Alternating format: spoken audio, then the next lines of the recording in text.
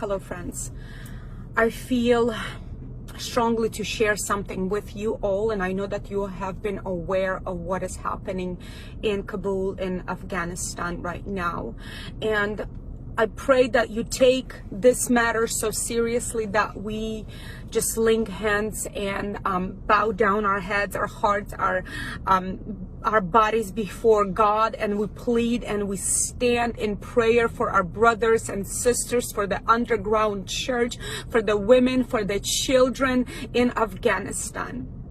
Last night we were in connection with one family that are currently there in Afghanistan, and the wife clearly said, my husband, nor myself, nor my children, my older children, will deny Christ. We are ready because they are coming for us. And the cries that we heard from the outside, from the streets, and the guns and everything was, and the chaos that was happening, it was such a terror. It was something that I've never heard before. And my heart was just pounding as we were on the phone, and they were pleading for their lives. They were pleading for help. And of course we said, what can we help you with? And they said, I kid you not, we could feel the prayers. We could feel the church praying because the boldness is arising and our faith is arising, and we are ready to face what is coming. And we were praying. It was about 40 of us from 9 o'clock to 9:45. I'm sorry, I apologize for my appearance and for what I'm feeling, because it is so real and it's so raw, and it's such a reality that we're facing right now. And we were praying, we were raging a war, we were standing, we were declaring, we were praying for the women and for the children, because we know what will happen to them. We'll know what the results will be if they will be captured by Taliban. And we were just interceding, we're praying for the oppressors, we're praying for the government, and we're just interceding so boldly and in fire, and all of a sudden everything just stops. The prayer stops, and I begin to sing.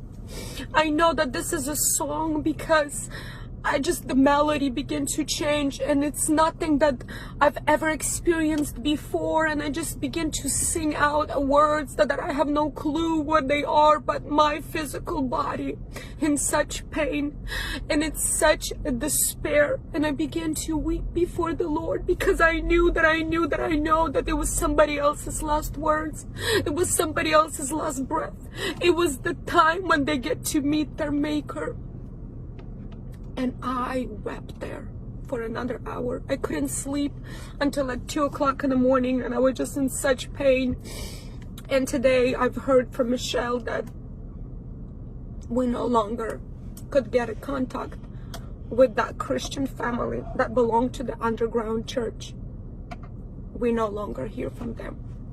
They're no longer with us. I urge each one of you who hear this message, this is only one story, but it's all over the internet, so you cannot say that I've never heard that.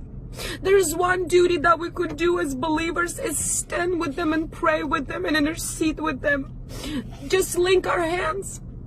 One thing that really stood out to me last night, as she was holding her toddler, and I think he was about 4 years old, and there was a little girl about 6 years old. She goes like, they cannot make their decisions for themselves, but clearly our older kids said, no, we will not deny Christ.